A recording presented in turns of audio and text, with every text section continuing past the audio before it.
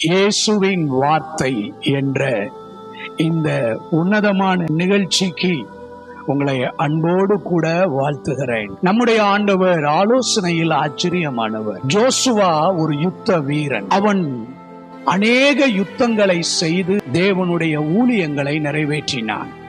அமலேக்கியர்களை முறியடிப்பதற்கு பட்டய கருக்கினாலே அவன் யுத்தம் செய்தான். ஆனால் அவனுடைய வாழ்க்கையில் அந்த எரிகோ மதிலை தகர்ப்பதற்கு அவன் முன்பு அனுபவம் உள்ள யுத்தங்களை கொண்டு யுத்தங்களை செய்து பட்டயங்களை எடுத்து ஈட்டிகளை எடுத்து அவனை யுத்தம் செய்ய வைக்காமல் அந்த எரிகோவின் தடையை உடைப்பதற்கு ஆண்டவர் துதியினாலே உடைக்க சித்தம் கொண்டார். துதியின் சத்தத்தினாலே எரிகோ மதில்கள் உடைக்கப்பட வேண்டும் என்பது தேவ திட்டமும் நோக்கமாயிருந்தது.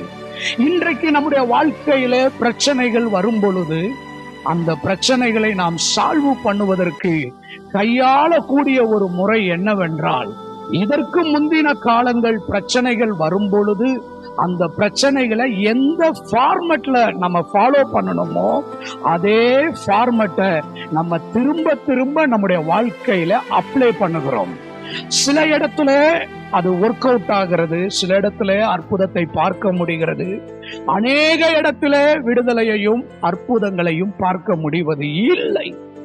இன்றைக்கு நீங்கள் உங்கள் வாழ்க்கையில் இருக்கிற பிரச்சனையை ஆண்டவர் எந்த ஃபார்மட்ல சால்வ் பண்ண விரும்புகிறார், எந்த வழியை கையாண்டு ஆண்டவர் உங்களுக்கு ஜெயம் தர விரும்புகிறாரோ அந்த ஃபார்மட்டை நீங்க ஃபாலோ பண்ணும் பொழுது ஆண்டவர் உங்களுடைய வாழ்க்கையில மதுளாய் இருக்கிற தடுப்பு சுவர்களை, மதுளாய் இருக்கிற தடை சுவர்களை ஆண்டவர் உடைத்தெறிவார். ஈட்டியினாலும் பட்டயத்தினாலும் யுத்தம் செய்து பழக்கப்பட்ட ஜோசுவாவுக்கு ஆண்டவர் வேற ஒரு ஆலோசனையை கொடுக்கிறார்.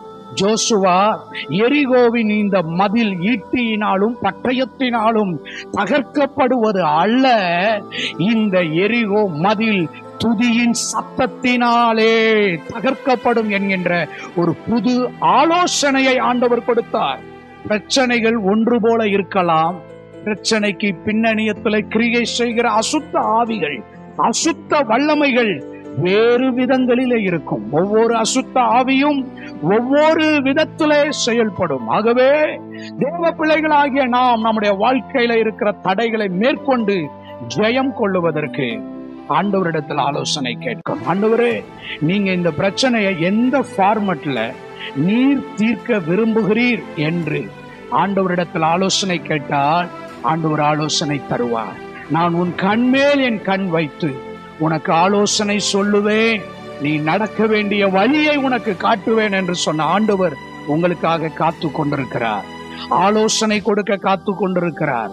நீங்கள் தேவ சமூகத்தில் அமர்ந்து உங்கள் செவியையும் உங்கள் இருதயத்தையும் திறந்து தேவ ஃபார்மேட்டுக்குள்ள நீங்க வாங்க, தேவ திட்டத்துக்குள்ள நீங்க வாங்க.